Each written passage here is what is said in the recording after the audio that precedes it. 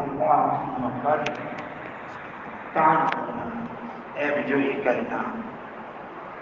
اور رقیق حملے کرنا، اعتراض اس بات کا۔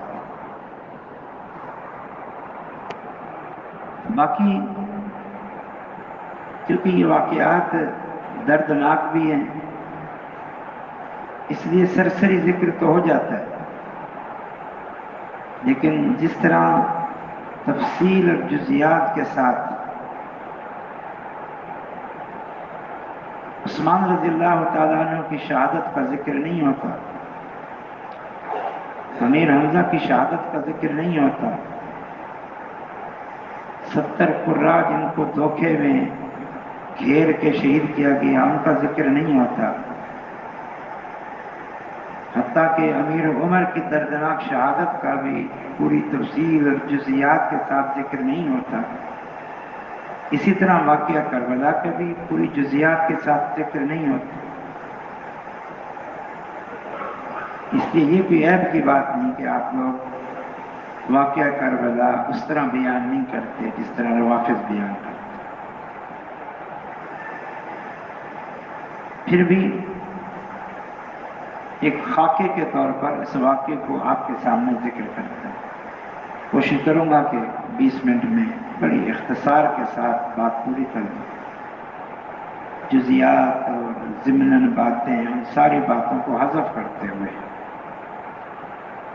معاویہ رضی اللہ تعالی عنہ نے اپنی زندگی کے آخر میں جب بیماری لاحق ہوئی اور انسان سمجھتا ہے کہ اب چل چلاؤ کا وقت ہے، تو وہ فکر مند ہوئے کہ میرے بعد اس عظیم سلطنت کا نظام کون سنبھالے گا اور انتقال اقتدار کا مرحلہ کیسے مکمل ہو۔ ان کے خطرہ لاحق ہوا کہ کہیں یہ عظیم الشان سلطنت وہ انتشار کا شکار نہ ہو جائے اور یہ جو فتوحات کا سلسلہ جاری ہے وہ رک نہ جائے، یہ ان کو فکر لاحق ہے۔ مستقبل کی حکومت کے استحکام کے لیے ان کے پاس بہت ساری صورتیں تھیں۔ مثلا چھوڑ دیتے، فوتگی کے بعد لوگ خود ہی حکومت بنا لیتے، یا پھر کوئی ٹیم مقرر کر دیتے، یا پھر کسی کو اپنا ولی عہد مقرر کر دیتے۔ مشوروں سے ان کو سب سے وزنی مضبوط پختہ بات یہ نظر آئی کہ اپنا ولی عہد مقرر کر دیں، اور ولی عہد میں بھی ان کو زیادہ پختہ بات یہ نظر آئی کہ اپنے بیٹے کو ولی عہد مقرر کر دیں تاکہ کسی بھی قسم کا انتشار نہ ہو اور اقتدار پرامن طریقے سے منتقل ہو جائے۔ اور یہ روٹین بھی چلی آ رہی تھی، اس طرح حکومتیں چلتی تھیں۔ بہرحال اس طرح انہوں نے صحابہ کے مشورے سے، اپنے مشیروں کے مشورے سے اپنے بیٹے یزید کو ولی عہد مقرر کر دیا۔ ولی عہد کا معنی آپ جانتے ہیں کہ میرے بعد اقتدار یہ سنبھالے، اور بہت سارے کبار صحابہ سے ان کی ولی عہد کی بیعت بھی لی، جو اس دور کا ایک رواج تھا، روٹین تھی۔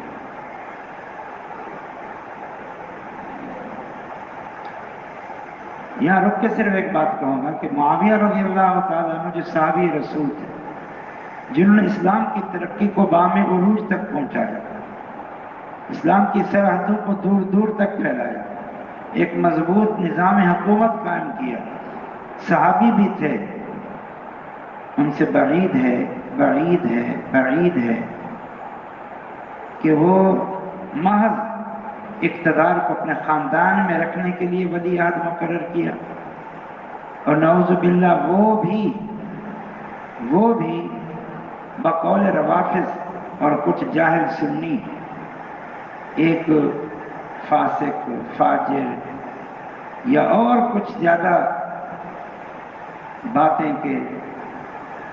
زانی شرابی بیٹے یزید کو ولی عہد مقرر۔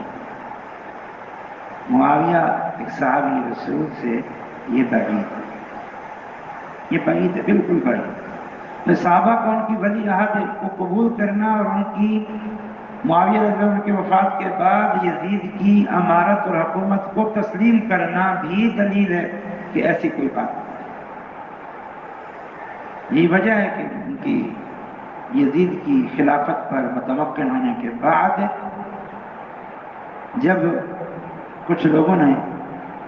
علی رضی اللہ تعالیٰ عنہ کے بیٹے محمد بن الحنفیہ سے کہا کہ آپ نے جو ان کی ولی عہدی کی بیعت کر رکھی تھی، چلو اس وقت تو معاویہ کے احترام میں آپ نے کر رکھی تھی، اب تو کوئی نہیں ہے، اب اس کو توڑ دیں۔ آپ کو پتہ نہیں ہے کہ یزید بڑا فاسق فاجر ہے، یہ ہے۔ تو محمد بن الحنفیہ جو علی رضی اللہ عنہ کے بھائی تھے، انہوں نے کہا، علی رضی اللہ عنہ کے بیٹے تھے، ان کی اور بیوی سے تھے، انہوں نے کہا کہ جو کچھ تم کہہ رہے ہو یزید کے بارے میں، یہ باتیں میں نے ان میں نہیں دیکھی، جبکہ میں دمشق میں خود ان کے پاس رہا، میں نے نہیں دیکھی جو تم کہہ رہے ہو۔ تو لوگوں نے کہا جی وہ آپ کو دکھاوے کے لیے نیک پاک بنے ہوئے تھے، کیونکہ محمد بن حنفیہ نے کہا میں نے اس کو نمازی پایا ہے، صائم پایا ہے، قائم پایا ہے، تو کہا تمہارے دکھلاوے کے لیے وہ کر رہا ہو۔ تو محمد بن الحنفیہ نے کہا کہ مجھ سے اسے کون سی امیدیں وابستہ تھیں، یا مجھ سے اس کو کیا ڈر تھا کہ وہ میری خاطر یہ سب کچھ کرتا۔ ہاں یہ ہے کہ خلافت کے بعد کچھ واقعات رونما ہوئے، جسے مدینہ پہ چڑھائی، مدینہ والوں کو مطیع کرنے کے لیے، مکہ پہ چڑھائی، مکہ والوں کو مطیع کرنے کے لیے، یہ اس کے سیاہ کارنامے ہیں۔ لیکن کوئی ایسی بات نظر نہیں آتی کہ یزید کے خلیفہ حاکم بننے سے پہلے ان کے متعلق کوئی منفی باتیں سامنے نہیں آتی۔ بہرحال یہ اس طرح وہ حاکم بن گئے۔ اس کے بعد 2-3 افراد نے یزید کی بیعت نہیں کی، ان میں سے ایک سر فہرست سیدنا حسین رضی اللہ تعالی عنہ تھے، ہمارے پیارے نبی صلی اللہ علیہ وسلم کے نواسہ تھے، جنہیں اللہ کے نبی صلی اللہ علیہ وسلم نے جنت کے سرداروں میں سے سردار، جنت کا سردار کہا، جنتی کہا۔ انہوں نے بیعت نہیں کی۔ بیعت نہ کرنے کی کوئی وجہ نہیں بتائی۔ پوری کتب تاریخ اور خاص طور پر تاریخی کتابیں جس میں ہر قسم کا رطب و یابس جمع ہے، سچ اور جھوٹ جمع ہے، مبالغہ میں بھی جمع ہے، کہیں بھی واللہ اعلم میرے علم کے مطابق انہوں نے بیعت نہ کرنے کی کوئی وجہ نہیں بتائی، بیعت نہیں کی۔ اور جب پتہ چلا کوفہ والوں کو، کیونکہ کوفہ میں علی رضی اللہ عنہ کے دور خلافت میں دارالحکومہ کوفہ تھا، تو وہاں علی رضی اللہ تعالی عنہ سے محبت کرنے والے، ان کی آل سے محبت کرنے والے بہت زیادہ تھے، اور جو علی اور معاویہ کے بیچ میں رضی اللہ عنہما اختلاف اور تنازع اور مخاصمت ہوئی تھی، تو ان کے جو ہم نوا تھے علی رضی اللہ عنہ وہ سارے کوفہ کے تھے، تو انہوں نے حسین رضی اللہ تعالی عنہ کو اپنے پاس بلوایا، اب ہمارے پاس آ جائے۔ حسین رضی اللہ تعالی عنہ لوگوں کے منع کرنے کے باوجود، ان کے بیٹے محمد بن الحنفیہ نے منع کیا، پھر حسین مکہ پہنچے اہل عیال کے سمیت، مکہ میں بہت سارے صحابہ نے ان کو منع کیا، جن میں سیر فہرست عبداللہ بن عباس رضی اللہ تعالی عنہ کے تھے، جو ان کے خاندان سے تھے، خاندان نبوت کا چشم چراغ تھے، نبی صلی اللہ علیہ وسلم کے چچا کے بیٹے تھے، انہوں نے بھی منع کیا، باقی صحابہ نے بھی منع کیا، بہت منع کیا۔ لیکن بہرحال ایک بات وہ ٹھان چکے تھے کہ یہاں بیعت نہ کرنے کی وجہ سے میرے لیے مشکلات ہوں گی، اور کوفہ والے مجھے بلا رہے ہیں، لہذا میں وہاں چلا جاؤں۔ باقی بیعت نہ کرنے کی وجہ کیا ہے واللہ اعلم، جسے میں نے کہا کوئی صریح لفظوں میں نہیں۔ ہاں 2 باتیں عرض کروں۔ پہلی بات، بیعت نہ کرنے کی بظاہر وجہ یہ تھی کہ وہ اس طرح انتقال اقتدار کو صحیح نہیں سمجھتے تھے، کہ یہ اس طرح باپ کے بعد بیٹا، یہ سلسلہ نہ شروع ہو جائے، کوئی اور لاہے عمل تیار کیا جائے، اور جو قابل ترین افراد ہوں، باصلاحیت ہوں، اہل فضل ہوں، یہ ان کا حق ہے، یہ ان کی سوچ تھی۔ احتجاجاً انہوں نے بیعت نہیں کی، احتجاجاً۔ باقی انہوں نے دوسروں کو نہیں کہا، تحریک نہیں چلائی، پروپیگنڈا نہیں کیا، آوازہ بلند نہیں کیا۔ ہم کل کچھ باتیں عرض کریں گے، ابھی میں صرف اس سے تک رہتا ہوں، ضمناً بہت ساری باتیں۔ تو بہرحال اس طرح وہ چلے گئے، مکہ میں آئے، مکہ والوں نے بہت روکا، وہاں کے گورنر نے کہا آپ بیعت نہ کریں، میں آپ کو امان دیتا ہوں، میں بحیثیت گورنر کے آپ کو امان دیتا ہوں، آپ یہاں رہیں۔ ٹھیک ہے، آپ نہیں بیعت کرنا چاہتے۔ انہوں نے کہا کہ مجھے کوفہ سے بلاوے آ رہے ہیں، خطوط آ رہے ہیں، اتنے خطوط آئے کہ بورے بھر گئے۔ بہرحال حسین رضی اللہ تعالیٰ عنہ عازم کوفہ ہو، اور راستے میں پہلے اپنا نمائندہ مسلم بن عقیل، جو ان کا چچا زاد تھا، ان کو بھیجا، 2 آدمی ساتھ بھیجے کہ کوفہ کے یہ مجھے بلا رہے ہیں، میں وہاں جانا چاہتا ہوں، وہاں کے احوال کا ہمیں علم۔ وہ وہاں گئے تو انہوں نے کوفہ والوں کو پرجوش پایا، اور حسین رضی اللہ تعالیٰ عنہ سے محبت کا اظہار دیکھا، حسین رضی اللہ تعالیٰ عنہ کو بلانے کا اصرار کیا تو ان کی محبت اور ان کا اصرار دیکھ کر اور ان کے وعدے دیکھ کر کہ ہم ساتھ دیں گے، کوئی گزند نہیں پہنچانے دیں گے، حسین یہاں امن میں ہوں گے رضی اللہ عنہ، مسلم بن عقیل نے وہ خط لکھ دیا۔ بیچ میں بہت ساری باتیں میں نے حذف کر دی۔ خط لکھ دیا کہ آپ آ جائیں کوفہ، یہاں سب آپ سے محبت کرنے والے ہیں اور آپ کا جان نچھاور کرنے والے ہیں، آپ امن سے رہیں گے، آپ کو یہاں کسی قسم کی کوئی تکلیف نہیں ہوگی۔ ادھر جوش مسلم بن عقیل کا وہاں جانا اور پھر حسین رضی اللہ تعالیٰ عنہ کی آمد کی خبر دینا، اس سے کوفہ میں ایک جوش پیدا ہوا، ولولہ، جوش اور ولولہ، اور بڑھتا جا رہا۔ تو کوفہ میں ایک طرح سے شورش برپا ہو، افراتفری، حکومت کے خلاف، گورنر کے خلاف۔ تو وہاں اس وقت جو گورنر تھے وہ بڑے مشفق، غالباً نعمان بن بشیر تھے، بڑے نرم۔ انہوں نے اپنے طور پر اس شورش کو کم کرنے کی کوشش کی کہ ٹھیک ہے، حسین رضی اللہ عنہ آ رہے ہیں تو آنا، وہ یہاں کے رہنا چاہیں تو جہاں رہنا چاہیں رہیں، یہ جو تم فتنہ برپا کر رہے ہو، اجتماع کر رہے ہو، جمگٹے کر رہے ہو، یہ اظہار کر رہے ہو کہ وہ آئیں گے، ہم ان کو خلیفہ بنائیں گے اور ہم جو ہے کہ وہ اس حکومت کو ڈھانپ، اس قسم کی باتیں نہ کرو، پر امن رہو، پر سکون رہو، وہ آ رہے ہیں آنے دو۔ لیکن آپ کو پتہ ہے نا کہ وہ فتنہ پرور ویسی قوم تھی، ان کو تو یہ موقع مل گیا کیونکہ زیادہ روافض تھے وہ۔ انہوں نے پہلے بھی حسین رضی اللہ تعالیٰ عنہ کو معاویہ رضی اللہ عنہ کے دور میں، جب معاویہ کے ساتھ حسن اور حسین نے بیعت کر کے صلح کر لی تھی، تو حسن رضی اللہ تعالیٰ عنہ کی وفات کے بعد معاویہ رضی اللہ تعالیٰ عنہ کو بہت بھڑکانے بھڑکانے کی کوشش کی کہ بیعت صلح حسن نے کی تھی، آپ نے نہیں کی تھی، آپ توڑ دیں، آپ ہمارے پاس آ جائیں، ہم نے جس طرح آپ کے والد علی کا ساتھ دیا تھا رضی اللہ عنہ، ہم آپ کا ساتھ دیں۔ تو یہ پہلی شر پسند تھے، پہلے ہی فتنہ فساد پھیلاتے تھے۔ انہیں لوگوں نے یہ عثمان رضی اللہ تعالیٰ عنہ کے خلاف شورش برپا کی، فتنہ پھیلایا، پروپیگنڈا کیا، اور آخرکار عثمان رضی اللہ تعالیٰ عنہ کے المناک شہادت کا واقعہ ہونا۔ ان کو تو موقع مل گیا اس طرح نعوذ باللہ ثم نعوذ باللہ حسین رضی اللہ تعالیٰ عنہ کو استعمال کرنے کا۔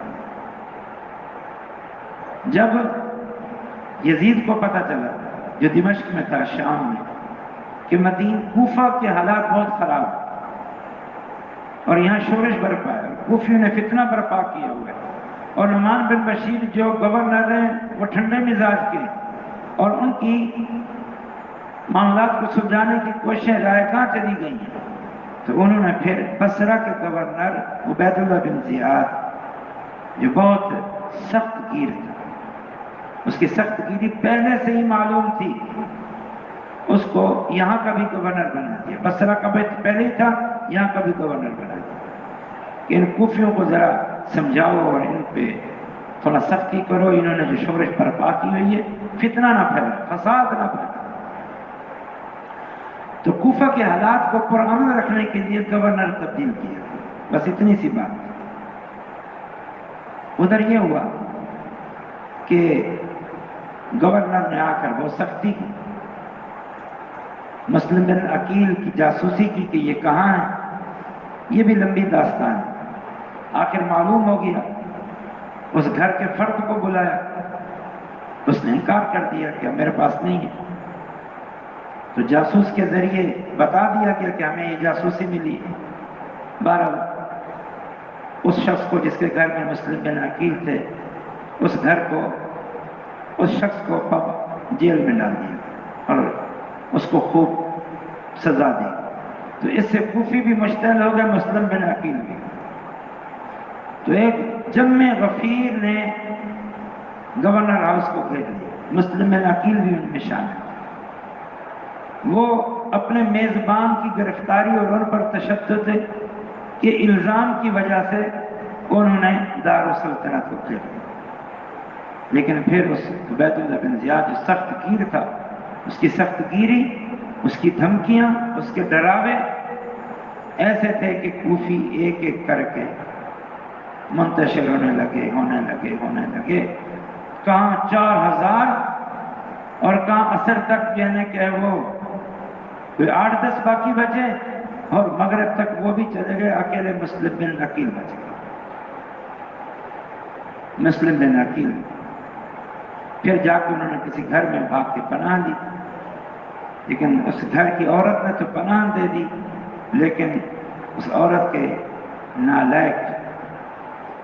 بیٹے نے جاسوسی کر دی، نالائق، اور اس طرح مسلم بن عقیل گرفتار ہوا، اور ان کو پتہ تھا کہ اب مجھے قتل کر دیا گیا۔ چنانچہ انہوں نے خفیہ طور پر ایک خط لکھا حسین رضی اللہ تعالی عنہ کے نام، بلکہ جو کوفہ کی فوج کا گورنر تھا، کوفہ کی فوج کا انچارج تھا یا انچیف تھا، عمرو بن سعد، وہ بہت مشفق اور مہربان تھا، وہ صلح کے لیے کوشاں تھا۔ اس کو کہا کہ دیکھو بظاہر لگتا ہے کہ میں قتل کر دیا جاؤں گا، میرا ایک کام کرو، میرا پیغام حسین رضی اللہ تعالیٰ عنہ تک پہنچا دو۔ پیغام کیا تھا کہ حالات خراب ہو گئے، میں نے پہلے آپ کو آنے کا کہا تھا، اب میں کہتا ہوں آپ یہاں نہ آئیں، یہ کوفی بے وفا ہے، یہ انہوں نے بے وفائی کی ہے، آپ یہاں نہ آئیں، مجھے حالات خراب لگا، آپ واپس چلے جائیں، اہل و عیال کو بچا کے واپس چلے جائیں۔ اچھا، ادھر خط لکھا اور پھر ادھر مسلم بن عقیل کو قتل کر دیا تاکہ یہاں ان کی وجہ سے یہاں کوفی پھیلے ہوئے اور منتشر جمع ہیں، قتل کر دیا۔ خط پہنچا اور ادھر مسلم بن عقیل کے قتل کی خبر بھی حسین رضی اللہ تعالیٰ عنہ کو پہنچا۔ اب حسین نے خط دیکھا تو واپسی کا ارادہ کیا کہ واپس چلے جانا چاہیے، لیکن مسلم بن عقیل کے بیٹوں نے کہا کہ ہمارا باپ قتل ہو گیا، اب ہم تو انتقام لیے بغیر واپس نہیں جاتے۔ بھائیوں نے کہا یا بیٹوں نے کہا، بھائی بھی تھے بیٹے بھی ہوں، ہمارا بھائی ہمارا والد قتل ہو گیا تو ہم انتقام لیے بغیر ہم نہیں جائیں، اب ہم جائیں گے چاہے ہم خود مر جائیں۔ بہرحال یہ بھی ایک تبصرے کے لائق بات ہے، لیکن میں چھوڑتا ہوں۔ تو حسین رضی اللہ تعالیٰ عنہ مجبوراً محمد بن عقیل کی وصیت پیغام کے باوجود بدلے میں خواستہ کوفہ چلا، ان کو قادسیہ کے مقام پر روک لیا گیا، بہت کوشش کی گئی معاملات کو صلح کی طرف لائے گئے، حالات خراب ہوتے چلے گئے، ادھر کوفہ میں فوج جمع ہوتی چلی گئی، لیکن دیکھا کہ یہ جو عمرو بن سعد تھے، فوج کے گورنر، فوج کے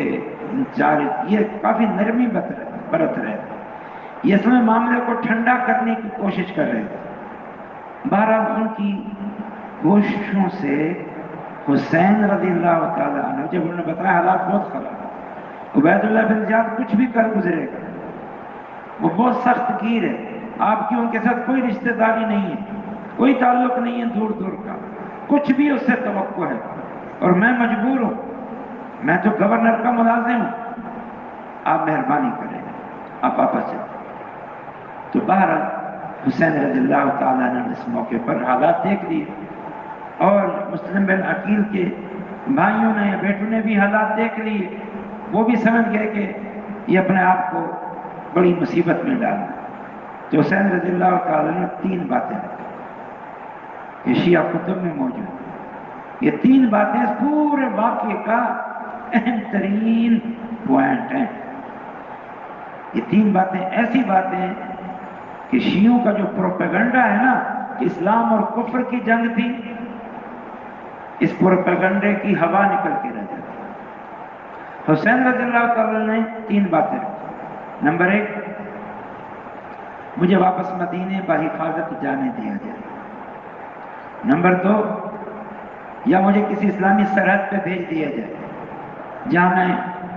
اسلام کی طرف سے کفر کے خلاف لڑوں اور شہید ہو جاؤں، یا پھر مجھے یزید کے پاس جانے دیا جائے، اس کے ساتھ اپنے معاملات میں خود طے کر دوں۔ اب یہ خبر عمرو بن سعد جو فوج کے چیف تھے وہ بہت خوش ہوئے، بہت زبردست بات ہے۔ ساتھ میں مشورہ دیا حسین رضی اللہ تعالیٰ عنہ کہ میرا مشورہ یہ کہ آپ اپنا خاص نمائندہ یزید کے پاس بھیجیں، یزید کے پاس۔ میں عبید اللہ بن زیاد کو ایک خوشخبری دیتا ہوں، آپ اپنا خاص نمائندہ دمشق میں، شام میں، دمشق کے پاس میں یزید کے پاس بھیج دیں تاکہ ڈائریکٹ آپ کی بات وہاں پہنچے تو وہ زیادہ قابل اعتماد ہو۔ یہ ان کی ایک کوشش تھی۔ بہرحال وہاں تک تو بات پہنچنے سے پہلے ہی ظاہر ہے، جہاں تک پہنچی بات عبید اللہ بن زیاد کے پاس، پہلی دفعہ بات سن کے عبید اللہ بن زیاد بھی خوش ہوا، یہ تو بڑی اچھی بات ہے، مجھے بھیجا گیا تھا یہاں کے حالات کو کنٹرول کرنے کے لیے، تو حالات تو کنٹرول میں آ جائیں گے، سارا مسئلہ یہی تھا۔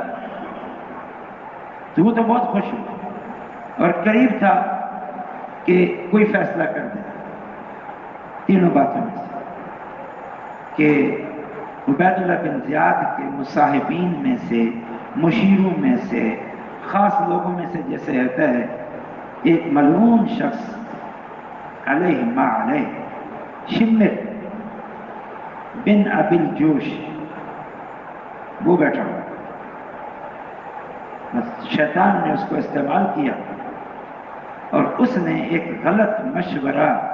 غلط بات عبید اللہ بن زیاد کے کان میں ڈالی۔ اس نے کہا کہ نہیں، حسین کو چاہیے کہ اپنے آپ کو آپ کے حوالے کرے، اور عبید اللہ بن زیاد کو کہا کہ دیکھو ابھی حسین نعوذ باللہ قابو میں آ چکے، شکنجے میں آ چکے، ابھی شکنجے میں، ابھی آپ ان کو قابو کریں، یہ اپنے آپ کو آپ کے حوالے کریں، آپ پھر فیصلہ کریں یہ آپ کو واپس مدینہ بھیجنا ہے، اسلامی سرحد پہ بھیجنا ہے، ادھر بھیجنا ہے، پہلے آپ کے حوالے کریں، اس میں آپ کی شان و شوکت میں اضافہ ہوگا، آپ کی ہیبت بیٹھ جائے گا، آپ کا نام بڑھ جائے گا۔ بس یہ بات قبول کر لی اس نے۔ ذرا سا غلط مشورہ کتنے بڑے حادثے کا شکار، ذرا سا غلط مشورہ، بس وہ اڑ گئی۔ اس نے کہا کہ ٹھیک ہے۔ اب دیکھا کہ یہ جو عمرو بن سعد ہے، جو فوج کا کمانڈر ہے، اس سے یہ کام نہیں ہو سکے گا، میں نے اسے پہلے بھی گرفتار کرنے کے لیے بھیجا تھا، یہ صلح کا پیغام لے کے آ گیا، اس سے یہ کام نہیں ہو سکے گا۔ عبید اللہ بن زیاد نے اسی شمر کو، جس کا یہ مشورہ تھا، اسی کو ہی فوج کا نیا کمانڈر بنا کے بھیج دیا کہ جا کر حسین کو کہو رضی اللہ عنہ یا تو سرنڈر کر لیں، حوالے کر دیں، یا پھر گرفتار کر دیں۔ یہیں سے سارا معاملہ خراب ہوا۔ چنانچہ حسین رضی اللہ تعالی عنہ کو جب یہ بات پہنچائی گئی تو حسین رضی اللہ تعالی عنہ اپنے آپ کو یزید، اپنے آپ کو عبید اللہ بن زیاد کے حوالے کرنے پر آمادہ نہ ہو، جو ایک ان کی خاندانی شان و شوکت تھی، جو ان کا مقام اور مرتبہ اور ہیبت تھی، جو ان کی عزت نفس تھی، انہوں نے اس طرح گرفتاری دینے کو وہ اپنی شان، مقام، عزت نفس کے منافی سمجھا۔ انہوں نے کہا جب میں نے خود کہہ دیا کہ ان تین باتیں ہی ہیں نا، ان میں سے جو تم پسند کر لو کر لو، میں یہیں سے جو ہے نا کہ وہ چلا جاتا ہوں یزید کے پاس، میرے ساتھ بھیج دو تم اپنی فوج۔ گرفتاری دینے والی بات یہ تو مجرم ثابت کرتی ہے، یہ اور بالکل ان کا موقف درست ہے۔ حسین رضی اللہ تعالیٰ عنہ کی عزت نفس کا خیال رکھنا چاہیے، ان کا ایک پروٹوکول، ان کا ایک مقام، مرتبہ بہت اونچا تھا۔ اس طرح کا ذلت آمیز سلوک نہیں کرنا چاہیے، لیکن بہرحال بات نہیں بن سکی تو عبید اللہ بن زیاد نے بھی حکم دے دیا کہ ٹھیک ہے، پھر ان کو گرفتار کر کے میرے پاس لے آئے۔ یہیں سے حالات خراب ہوئے۔ پہلے بھیجا کچھ لوگوں کو حسین رضی اللہ تعالیٰ کے پاس، آخری بار ان کو آمادہ کرنے کے لیے، لیکن حسین رضی اللہ تعالیٰ عنہ آمادہ نہیں۔ ہاں ایک بات کہی، جب آخری بار دوبارہ ان کے پاس وفد کیا اس شمر کا، کہا ٹھیک ہے میں اپنی پہلی دو باتوں کو چھوڑتا ہوں، آخری بات پہ آتا ہوں کہ میں یزید کے پاس جانے کے لیے تیار ہوں، لیکن جاؤں گا میں خود، تمہاری فوج، تمہارے افراد ٹھیک ہے میرے ساتھ جائیں، گرفتاری دے کے نہیں، اپنے آپ کو حوالہ کر کے۔ کس قدر حسین رضی اللہ تعالی عنہ بردبار تھے، اس حد تک اپنے آپ کو جھکا لیا انہوں نے صلح کی خاطر۔ حالانکہ یہ چیز بھی کہ وہ ان کی یعنی حفاظت میں اور ان کے گھیرے میں جائیں، ان کی عزت نفس کے خلاف، پھر بھی وہ اس بات پہ آمادہ ہو، بجائے اس کے میں واپس جاتا ہوں مدینہ اور وہاں جا کے رہتا ہوں۔ یزید کے پاس جا کر اس کی بیعت کرنے پر بھی آمادہ ہو گئے۔ اس کے بعد کیا تک بچتی تھی یہ کہنا کہ نہیں پہلے اپنے آپ کو ہمارے حوالے کر۔ یہ وہ شیطانیت تھی جو سوار ہو گئی تھی عبید اللہ بن زیاد کی کھوپڑی میں، جو داخل کی تھی اس ملعون شمر میں۔ بہرحال اس طرح پھر معاملہ خراب ہو گیا اور آخر حملے ہوئے۔ حسین رضی اللہ تعالی عنہ کے بیٹوں نے، پوتوں نے، سب نے خوب لڑائی کی،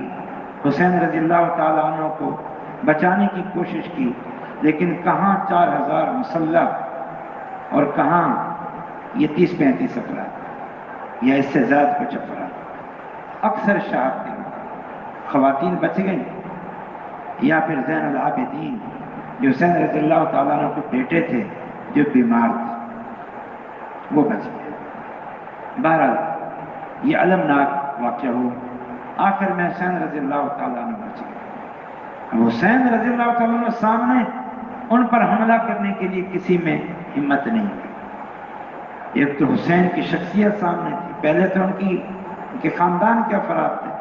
اب وہ سامنے تھے، پھر ان کو خط لکھ کے بھیجنے والے یہی کوفی تھے، اور یہی جو فوج تھے یہی کوفی ہی تھے، سارے ان کے آباء و اجداد تھے۔ شرم بھی، حیا بھی،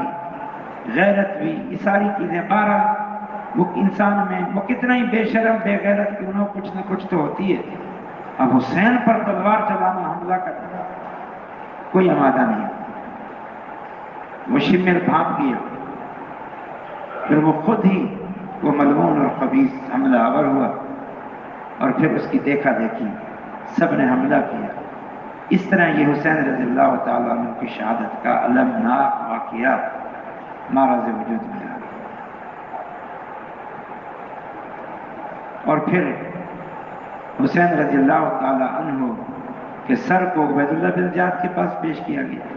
اور ساری فیملی کو بھی وہاں لے جایا گیا، اور وہاں سے عبید اللہ بن زیاد نے اس خاندان کو یزید کے پاس بھیجوا دیا کہ آپ فیصلہ کریں۔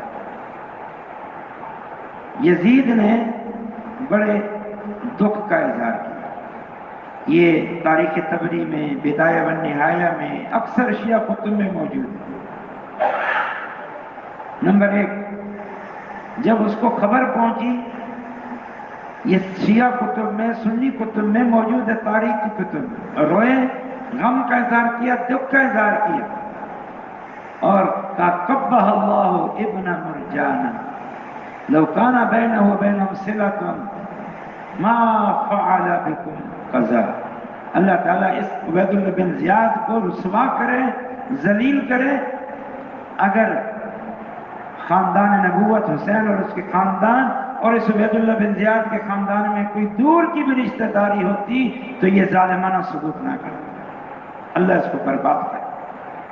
پھر ان خواتین کے ساتھ اچھا سلوک کیا، اچھا برتاؤ کیا، مہمان خانے میں رکھا۔ یزید کی گھر کی خواتین نے ان کی دل جوئی کی، غم کا اظہار کیا۔ پھر جب انہوں نے خود کہا کہ اب ہم مدینہ جانا ہے تو عزت اور احترام کے ساتھ، باوقار انداز میں، معتمد علیہ نگرانوں کے ساتھ ان کو باعزت مدینہ پہنچا دیا۔ بیچ میں نے بہت تفصیلات حذف کر، یقیناً جتنے دن وہ میدان کربلا میں معصور رہے اور یہ معاملہ ہوتا رہا، وہاں پانی کی کمی بھی ہو گئی ہوگی، کھانے پینے کی کمی بھی ہو گئی ہوگی، یہ سارے امور، پانی کی کمی، چھوٹی موٹے لڑائیاں، پانی حاصل کرنے، ساری چیزیں درست۔ ظاہر ہے جو جذبہ حسین رضی اللہ تعالیٰ عنہ کے خاندان کے نوجوانوں میں تھا، وہ جذبہ ان میں تو نہیں ہوگا کہ بہادری کے جوہر انہوں نے دکھائے ہوں گے، وہ کوفیوں نے تو نہیں دکھائے ہوں گے۔ ان کی بہادری بھی اپنی جگہ مسلح ہے۔ حسین رضی اللہ تعالیٰ نے اپنی جان بچانا ضروری ہے، اپنی جان بچانے کے لیے جو بہادری کے جوہر دکھائے ہوں گے یہ بھی مسلح ہے، ان میں سے کسی چیز کا انکار نہیں۔ تو یہ واقعہ ہے، اس میں جو ان واقعات کی حد تک ٹھیک ہے، کتب میں موجود ہے، بیان کرنا چاہیے، اس طرح دیگر واقعات بیان، لیکن اس میں شیعوں کی جو مبالغہ آ رہی ہے اور بالخصوص صحابہ کو مطعون کرنا، اور بالخصوص جو سب سے خطرناک بات ہے وہ اس واقعے کو اسلام اور کفر کی جنگ قرار دے کے، اسلام اور کفر کی جنگ قرار دے کے معاویہ پر طعن کرنا کہ انہوں نے یزید کو خلیفہ بنا، جس سے اسلام خطرے میں آ گیا۔ اور اس دور کے جو صحابہ جنہوں نے یزید کی ولی عہدی کو قبول کیا اور ان کی حکومت کے بعد ان کی حکومت کو تسلیم کیا، ان کو مطعون قرار دینا، اور پھر پورے بنو امیہ پر کیچڑ اچھالنا، یہ چیزیں اعتراض اس پہ۔ یہ جو یزید کی حق میں کچھ جملے آ جاتے ہیں نا، نہ چاہتے ہوئے، یہ شروع میں بھی میں نے کہا کہ اگر وہ اتنا برا تھا تو معاویہ رضی اللہ تعالیٰ عنہ نے اس کو خلیفہ کیوں بنایا اپنے پیچھے؟ اور یہ کہ یزید نے حسین رضی اللہ تعالیٰ عنہ کے قتل کا قطعاً حکم نہیں دیا، بلکہ ان کی شہادت پر روئے اور ان کے اہل ویال کے ساتھ اچھا سلوک کیا، عزت اور احترام کے ساتھ بھیجا، اور عبید اللہ بن زیاد کو برا بھلا کہا، بد دعا دی اس کو، اور اس کی بد دعا قبح اللہ، اللہ اس کو رسوا کرے، اللہ نے پوری بھی کی۔ مختار بن عبید الثقفی کوفیوں میں سے تھا، یا اس علاقے کا تھا، اس کو یہ احساس ہوا کہ ہمارے کوفیوں نے بے وفائی کی حسین رضی اللہ تعالیٰ عنہ کے ساتھ، بالکل آخری بات بے وفائی کی ہے، اور ہم پر یہ دھبا ہے، ہم نے حسین کو بلایا اور بے وفائی کی، اور سارا الزام ہم پر ہے، ہم اس الزام کو دھوئیں، اور عبید اللہ بن زیاد اصل قاتل ہے، اس کو سزا دیں۔ چنانچہ یہ پورا ایک گروہ بنا فدائیوں کا، اور عبید اللہ بن زیاد چھپتا پھرتا تھا کہ پتہ یہ مجھے ڈھونڈ رہے ہیں، چھپتا پھرتا تھا۔ آخر اس کو اور اس کے ساتھیوں کو جو پیش تھے ان کو پکڑا گیا، ان کے سر کاٹے گئے اور آ کر غالباً کوفہ کی کسی مسجد میں ان کے سر ترتیب سے رکھ دیے۔ گویا وہ بھی سمجھتے تھے کہ حسین کے قاتل یہ ہیں۔ پر اللہ نے یزید کی بد دعا قبول کی جو اس کے حق میں کی گئی کہ جب ان کے سر رکھے ہوئے تھے کہیں سے اچانک ایک سانپ نمودار ہوا، وہ سب کے سروں کے پاس سے گزرتا گزرتا عبید اللہ بن زیاد کے پاس جس کا سر رکھا ہوا تھا آ کے اس کے ایک نتھنے میں داخل ہو گیا اور دوسرے نتھنے سے نکل آیا، پھر دوبارہ اس کے نتھنے سے داخل ہوا، پھر دوسرے نتھنے سے نکل آیا، یہاں سے داخل ہوا اور یہاں سے واپس گیا، 3 دفعہ ایسا کیا، پھر چلا گیا۔ یہ کب بحال؟ تو یہ یزید کی طرفداری میں جو یہ چند باتیں ہو جاتی ہیں جو بیان کے اندر آ جاتی ہے، یزید کی کوئی ہم فضیلت، طرفداری، صفائی نہیں بیان کر رہے، بلکہ اصل میں جو اس واقعے اور قصے میں معاویہ رضی اللہ تعالیٰ عنہ اور دیگر صحابوں پر تان آ رہی ہے، الزام آ رہا ہے، اس کے دفاع کے لیے کہہ رہے ہیں۔ کیونکہ اگر یزید کے بارے میں سب مان لیں جی رافض کہتے ہیں فاسق، فاجر، زانی، شرابی، چور، ڈاکو تھا، تو معاویہ پر الزام آتا ہے انہوں نے اس کو اپنا ولی عہد مقرر کیا۔ اگر یزید ایسا تھا تو اس وقت کے صحابہ، تابعین، محدثین پر حرف آتا ہے جنہوں نے یزید کی ولی عہدی کو بھی قبول کیا اور اس کی حکومت کو بھی قبول کیا۔ اس وجہ سے چند جملوں آ جاتے ہیں جس میں یہ یزید کی شاید تھوڑی بہت تائید نکلتی ہے، وگرنہ ہمیں کوئی یزید سے کوئی تعلق نہیں، وہ ایک عام بادشاہوں کی طرح بادشاہ ہے۔ امام غزالی سے پوچھا گیا یزید پر لعنت کرنا کیسے، کیونکہ اس نے قتل کیا حسین۔ امام غزالی نے کہا کہ کوئی ثبوت نہیں ہے کہ یزید نے حسین کو قتل کیا رضی اللہ عنہ، یا قتل کا حکم دیا یا اس کے قتل پہ راضی تھا۔ قتل کرنا دور کی بات، حکم دینا دور کی بات، راضی ہونا ثابت نہیں۔ اگر وہ حسین کی شہادت پہ راضی تھا کہ جو کچھ ہوا اچھا ہوا ہے، اگر تمہیں پوری بصیرت ہے اس بات کی تو تم 1000 بار لعنت کر سکتے ہو، امام غزالی نے کہا۔ آج اس پر اتفاق کرتے ہیں، کل ایک اہم نقطے پر بات کریں۔